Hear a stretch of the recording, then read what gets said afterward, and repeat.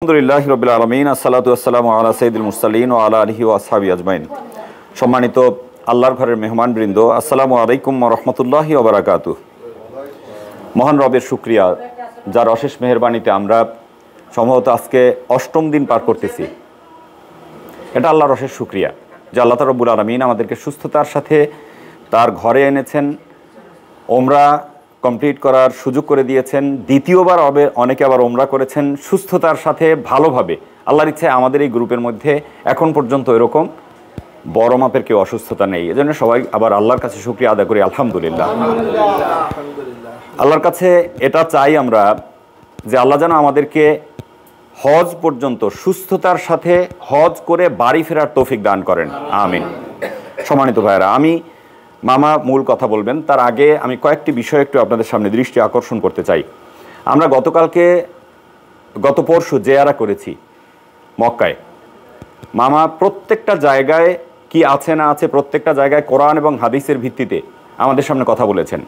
তিনি বলে দিয়েছেন কোন জায়গায় কি আছে। প্রথমে গেছি জাবালে সুরে, যেখানে আল্লাহ রসুল সাল্লাল্লাহু আলাইহি ওয়াসাল্লাম হিজরতের সময় অবস্থান করেছিলেন হযরত আবু বকর রাদিয়াল্লাহু তাআলা আনহুকে সহ। এখানে আমাদের একটা শিক্ষা আছে। আবু বকর রাদিয়াল্লাহু তাআলা আনহুকে যখন আল্লাহ রসুল সাল্লাল্লাহু আলাইহি ওয়াসাল্লাম ইঙ্গিত করেছিলেন যে আমাদের হিজরত করা লাগতে পারে, আবু বকর রাদিয়াল্লাহু তাআলা আনহু তখন থেকে প্রস্তুত ছিলেন। আল্লাহ রসুল বলেছেন, আবু বকর রাদিয়াল্লাহু তাআলা আনহু দেরি করেননি, তার সাথে সাথে রওনা করেছেন। এখান থেকে আমরা শিখতে পারি আনুগত্য কিভাবে করতে হয়, নেতৃত্বের আনুগত্য কিভাবে করতে হয়। 10টায় বসতে বলা হয়েছে, 8টায় গাড়িতে উঠতে বলা হবে। আমাদের এই টোটাল সফরেই, খালি এখানে নয়, আমাদের গোটা জীবনের জন্যে যখনই আপনাকে বলা হবে যে আপনি এই সময় রেডি থাকবেন, কোনো ওজোর ছাড়া আপনি ওই সময় রেডি থাকবেন। এটার কিন্তু আমাদের শিক্ষা। আমরা ওইখানে জাবালে সুরে যাই, অনেক কষ্ট করে উঠি, কিন্তু ওখানে শিক্ষাগুলো আমরা অর্জন করি না। আমাদের প্রস্তুত থাকতে হবে ওজোর ছাড়া। একদম রেডি ছিলেন, হঠাৎ করে ওয়াশরুম চাপছে, সেটা তো একটা আলাদা কথা, ঠিক না? হঠাৎ করে কেউ অসুস্থ হলেন, সেটা তো আলাদা কথা। এজন্যে আর আপনি খেয়াল করে দেখেন, হযরত আবু বকর রাদিয়াল্লাহু তাআলা আনহুকে যেদিন বলা হয়েছে সেদিন থেকে ঠিক মতো সে ঘুমোতেন না, সার্বক্ষণিক রেডি থাকতেন যে আল্লাহ রসুল কখন ডাকবেন। এরকম করছেন না? আমাদেরও এই হজের সফরটা যারা ট্রেনিং প্রোগ্রামে ছিলেন তারা অনেকেই দেখেছেন। হজের প্রোগ্রামটা কিন্তু এরকম, আপনাকে বলা হবে যে সকাল 8টায় গাড়ি আসবে। যারা ট্রেনিং প্রোগ্রামে ছিলেন দেখবেন যে আসলে ওই 8টায় আসে নাই, 8:30টায় আসে নাই, 9টায় আসে নাই, 10টায় আসে নাই, এরকম হয়েই যেতে পারে। কারণ গাড়ি হয়তো বা মক্তব থেকে রওনা করছে আপনার পাসপোর্টগুলো নিয়ে বা আপনার সব কিছু নিয়ে, কিন্তু সে আসতে গিয়ে রাস্তায় পুলিশ আটকাই দিচ্ছে, নানান রকম সমস্যা হতে পারে এরকম। কারণ আপনাকে খেয়াল রাখতে হবে 22 থেকে 25 লাখ লোক মক্কায় হাজী সাহেব এবং যারা সার্ভিস দেন তারা সহ। এই সময় সার্ভিসের গাড়ি বাড়ে, খাবার দাবারের গাড়ি বাড়ে, হাজিদের টানার গাড়ি বাড়ে, এই কারণে বিভিন্ন রকম ব্যত্যয় হয়। আমি অনেক সময় দেখেছি, আমারে তো আসরের নামাজটা পড়তে যাবো, এইটা পর্যন্ত পড়তে যাইতে দিলেন না, এরকম হজের সময় হয়। মুআল্লিমের সাথে চিল্লাচিল্লি করে, এইটা পর্যন্ত পড়তে যাইতে দিলেন না, গাড়ি তো কই, আপনার গাড়ি তো হয় নাই, এরকম হয় না? এখন আপনি আসরের সালাত আদায় করতে গেলেন, তখন যদি গাড়িটা চলে আসে তখন কি করবেন? এরকম কিছু বিষয় থাকে। এই জন্য আনুগত্যের বিষয়টা আমাদের খেয়াল রাখতে হবে। এই হিজরতের এই ঘটনা থেকে আমরা আনুগত্য শিখি। আর একটা শিক্ষা আমাদের আছে। আল্লাহ রসুল সাল্লাল্লাহু আলাইহি ওয়াসাল্লাম যখন আবু বকর রাদিয়াল্লাহু তাআলা আনহুকে নিয়ে ওই গুহায় ছিলেন, তখন কাফেররা চলে আসছে ওখানে। মামা সেদিন গুরুত্বপূর্ণ একটা কথা বলছে, কাফেররা কিন্তু টের পেয়ে যায় নাই যে ওই জায়গায় আল্লাহ রসুল থাকতে পারে। কাফেররা এমন কোনো পাহাড় নাই যেটার মধ্যে, এমন কোনো পাহাড় পর্বত বা এমন কোনো কোনাকাঞ্চি নাই যে জায়গায় আল্লাহ রসুলকে খোঁজেন নাই। তারা খুঁজতে খুঁজতে ওখানে গেছেন। আবু বকর রাদিয়াল্লাহু তাআলা আনহু ভয় পেয়ে গেছেন যে মনে হয় আমরা ধরা পড়ে গেলাম। আল্লাহ রসুল কি বলেছিলেন জানেন? যে চিন্তা করো না, আমরা 2 জন নাই, আমাদের সাথে আর একজন আছে। আল্লাহ তাআলা রব্বুল আলামিন এই কথায় এত বেশি খুশি হয়েছেন, এই ঘটনা তিনি কোরআনুল কারীমের 9 নম্বর সূরা তওবার 40 নম্বর আয়াতে এই ঘটনাটা উল্লেখ করে দিয়েছেন। সুবহানাল্লাহ। তাহলে আমাদের শিক্ষা এখান থেকে 2টা, একটা হচ্ছে আনুগত্য, 2 নম্বরে হচ্ছে তাওয়াক্কুল। আমরা তাওয়াক্কুল করব। আবার তাওয়াক্কুল এরকম না যে আল্লাহ রসুল কিন্তু সোজা মদিনার রাস্তায়, মদিনায় সোজা হাঁটা শুরু করছে, ওই জায়গা দিয়ে বাইর হইয়া আল্লাহ তো আছি। তাওয়াক্কুল এরকম করে না, তিনি কিন্তু ওখানে আত্মগোপনও করছেন। মানে প্রচেষ্টাও করতে হবে আর তাওয়াক্কুল করতে হবে আল্লাহ তাআলা রব্বুল আলামিনের। এটা একদম গোটা জীবনের সকল ক্ষেত্রে, সব জায়গায় গেল এটা। 2 নম্বরে আমরা যে জায়গায় গিয়েছিলাম জাবালে রহমতে, আরাফাতের ময়দানে আমরা গিয়েছিলাম। অনেকে জাবালে রহমতের চূড়ায়ও আমরা উঠেছি। ওখানে আল্লাহ রসুল সাল্লাল্লাহু আলাইহি ওয়াসাল্লাম বিদায় হজের ভাষণ দিয়েছিলেন। ওই দিন একটা ঘটনা আছে, ওখানে আমাদের শিক্ষা কি? একজন ইহুদি, সে হযরত ওমর রাদিয়াল্লাহু তাআলা আনহুকে বললেন যে তোমাদের প্রতি এমন একটা আয়াত নাজিল হয়েছে, যেই আয়াতটা যদি আমাদের প্রতি নাজিল হতো তাইলে ওই দিন আমরা ঈদের দিন পালন করতাম। সুবহানাল্লাহ। হযরত ওমর রাদিয়াল্লাহু তাআলা আনহু বুঝতে পারেন নাই, তারপরে সে বলে দিয়েছে যে কোন আয়াতটা, সেটা হচ্ছে সূরা মায়েদার 3 নম্বর আয়াত, আল ইয়াউমা আকমালতু লাকুম দীনাকুম ওয়া আতমামতু আলাইকুম নি'মাতি ওয়া রাদিতু লাকুমুল ইসলাম দীনা। যেই দিন শরীয়তকে পরিপূর্ণ করা হয়েছে এবং দিনকে পরিপূর্ণ করা হয়েছে। হযরত আদম আলাইহিস সালাম থেকে অনেক কিতাব আসছে না পৃথিবীতে, আসমানি কিতাব, কাউকে কিন্তু দিনকে পরিপূর্ণ করে দেওয়া হয় নাই। হযরত আদম থেকে নির্দেশনা, এইটা মানবা, এইটা করবা, এরকম করবা, সেরকম করবা, সব কিছু ছিল। আল্লাহ রসুলের সময় এসে বিদায় হজের ভাষণের দিন দিনকে পরিপূর্ণ করে দেওয়া হয়েছে। সুবহানাল্লাহ। আজকে আমাদের এই যে হোটেলটার মধ্যে, এখানে একটা ফ্লোরে সিট আছে ধরেন 39টা, আমি যতটুকু জানি 39টা সিট আছে। এখন মামার কাছে যদি কালকে আরেকজন লোক আসে যে আমার একটু রাখতে হবে কোনো জায়গায়, তাহলে মামায় হয় ফ্লোরে ঘুমাইতে দিতে হবে, আর নাইলে এই খাটটায় দিতে হবে, কিন্তু এই খাটটা তো ঘুমানোর জায়গা না। দিনকে যখন পরিপূর্ণ করে দেওয়া হয়েছে তারপরে সেখানে আর বাড়ানো কমানো যায়? কমানো যায় না। অথবা যদি ও জায়গায় একটা সিট খালি যায় তাহলে মামার পকেট দিয়ে ওইটার ভাড়া গুনতে হবে। আমাদের জন্য দিনকে পরিপূর্ণ করে দেওয়া হয়েছে। দিন পরিপূর্ণ করে দেওয়ার পরে সেই দিনের মধ্যে নতুন করে কোনো ইবাদত বাড়ানোরও সুযোগ নাই, কমানোরও সুযোগ নাই। মামা কিন্তু সেদিন একটা কথা বলছে যে আমরা আল্লাহ এবং আল্লাহর রাসূলের নির্দেশনা দেওয়ার পরে আমরা বাড়াবো না, কমাবো না। একজন সাহাবীর কথা বলছিলেন না, আল্লাহ রসুল বলছেন তুমি জান্নাতি।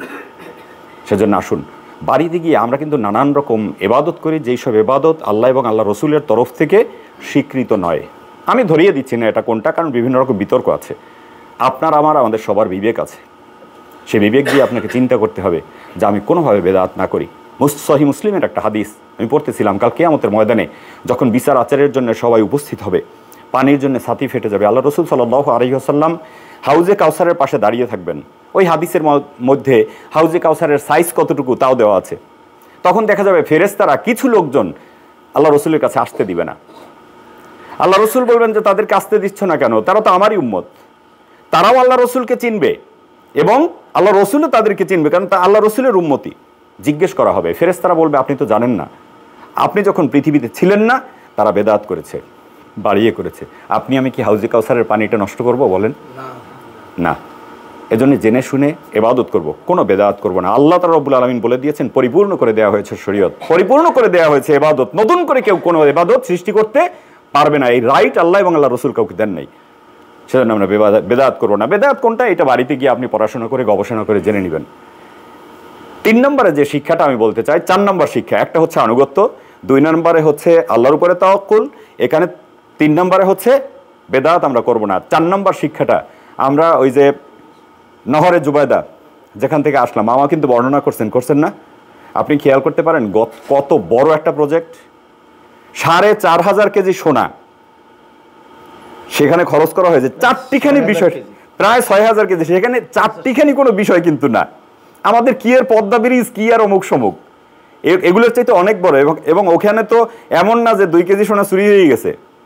আমাদের প্রজেক্ট নিয়ে নানান রকম কথা আছে। আপনি খেয়াল করে দেখেন, এত বড় একটা প্রজেক্ট বাদশাহ হারুনুর রশিদ করেছিলেন কার কথায় জানেন? তার স্ত্রীর কথায়। কিন্তু আপনি আপনার মেয়ে বিয়ে দিতে যান, ছেলে বিয়ে করাইতে যান, ঘরের আন্টি যদি আপনার কোনো পরামর্শ দেয় বা আমি কোনো পরামর্শ দেয়, তুমি বেশি বোঝো, চুপ থাও, এরকম করি না। না, স্ত্রীকে মূল্যায়ন করা উচিত, স্ত্রীকে মূল্যায়ন করা উচিত। ওই দিকটা একদিন আসবো ইনশাল্লাহ। না, আমরা অনেকেই করি এখন, আপনি শুনলে অবাক হবেন। টিপু ভাই বলছে দিন পাল্টাই গেছে। এবারের সফরে আমরা যখন, আমি এগুলো খেয়াল করি, যখন আসতেছিলাম ঢাকা এয়ারপোর্টে যে সময় আমাদের লাগেজগুলো স্ক্যান হয় না, এক মুরব্বী, জানি না কোন গ্রুপের মুরব্বী, মানে তারও হাঁটতে কষ্ট হয়, চাচিরও হাঁটতে কষ্ট হয়, কোনো কারণে মনে হয় একটু কি হয়েছে, আরে বাবারে ফাটাই ফেলাইতেছিল চাচিরে আমার। না, এটা করার কোনো সুযোগ নেই।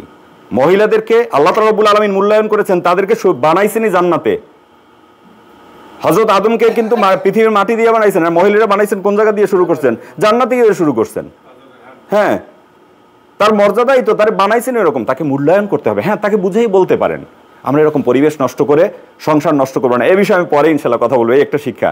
এর পরের যে শিক্ষাটা, শেষ যেটা বলতে চাই, সেটা হচ্ছে 5 নম্বরে আমরা জাবালে নূরের পাশে গিয়ে আমরা ছবি তুলেছিলাম।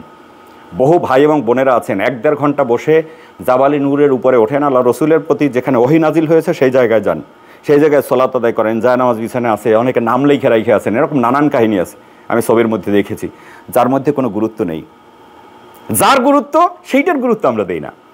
জাবালে নূর আপনার দেখা জরুরি নয়, জাবালের নূর আপনার কাছে থাকবেও না, আপনারা চলে যাব জাবালের নূরের কাছ থেকে, কিন্তু কোরআন আমার কাছে থাকে। কি কোরআন নাজিল করা শুরু হয়েছে ওখান থেকে, যার কারণে জাবালের নূরের গুরুত্ব নাকি মর্যাদা কিসের জন্য? ওই পাহাড়ে না হয়ে যদি অন্য পাহাড়ে হইতো অথবা আল্লাহ রসুলের ঘরে হইতো তাহলে সেই জায়গাটার গুরুত্ব আমাদের কাছে থাকতো, জাবালের নূর আমরা চিনতামই না। কিন্তু সেই কোরআনের আমরা গুরুত্ব দেই না। আল্লাহ নির্দেশনাই দিলেন ও জায়গায় এক করো পড়ো, পড়া কি খালি ঐতিহাসিক স্থান সেইটাই ওখানে সেইটাই আমি বলছি, যেই কোরআন ওখানে নাজিল হওয়া শুরু হয়েছে যেই কারণে ওই ঐতিহাসিক স্থানের গুরুত্ব আমাদের কাছে বেশি, সেই কোরআন তো আমাদের ঘরে প্রতিদিন থাকে। আমরা দেখেন বহু ভাই এবং বোনেরা আছে কোরআন তেলাওয়াতটা পর্যন্ত করতে জানি না। শুধু কি তাই, কোরআন কি খালি তেলাওয়াত করার জন্য নাজিল হয়েছে? আল্লাহ তাআলা রব্বুল আলামিন কোরআনুল কারীমের, এ বিষয়ে আমি একদিন কথা বলবো, কোরআনুল কারীমের বহু আয়াতে বলেছেন কোরআন নিয়ে তোমরা গবেষণা করো, কোরআন নিয়ে তোমরা কোরআনের আয়াতগুলো তোমরা পড়ো এবং সেই অনুযায়ী আমল করো,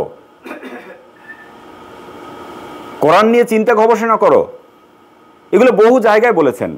আল্লাহ বলেছেনই সূরা বাকারার 2 নম্বর সূরা বাকারার 185 নম্বর আয়াতে, শাহরু রমাদান আল্লাযী উনজিলা ফীহিল কোরআন হুদাল লিন-নাস ওয়া বায়্যিনাতিম মিনাল হুদা ওয়াল ফুরকান। কি বলছেন? এই কোরআন নাজিল হয়েছে কবে? এই রমজান মাস, যেই মাসে কোরআন শুরু হয়েছে, নাজিল হয়েছে। আর কাজ কি?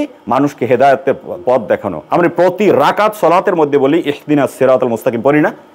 কি চাই? রব্বুল আলামিন তুমি আমাদেরকে জান্নাতের পথ দেখাও, সোজা রাস্তাটা দেখাও, যাতে আমি সোজাসুজি জান্নাতে যাইতে পারি।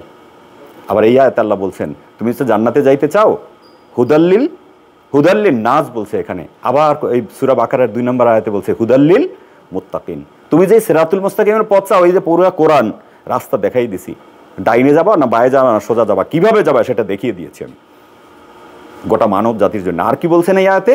আর বলে দিয়েছেন যে এই কোরআন হচ্ছে সত্য এবং মিথ্যার পার্থক্যকারী। আপনি দুনিয়ায় পথ চলবেন, কোন ব্যবসাটা আপনার জন্য হালাল, কোনটা হারাম, কোনটা জান্নাতের পথ দেখাবে, কোনটা জাহান্নামের পথ দেখাবে। আপনি আপনার সন্তান বিয়ে করাবেন, কোথায় বিয়ে করাবেন, কোথায় করাবেন না। আপনি একটা ব্যবসা প্রতিষ্ঠান করবেন, কোন ব্যবসা করবেন, কোনটা করবেন না। আপনি চাকরি করবেন, কোনটা করবেন, কোনটা করবেন না। পার্থক্য কোরআন আপনাকে করে দেখিয়ে দিবে।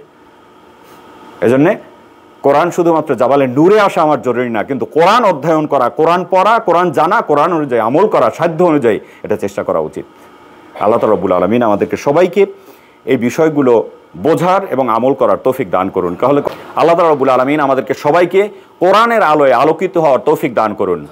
আল্লাহ তাআলা রব্বুল আলামিন আমাদেরকে জান্নাতের পথ কোরআনের মাধ্যমে চেনার তৌফিক দান করুন। আমিন। আসসালামু আলাইকুম ওয়া রাহমাতুল্লাহ।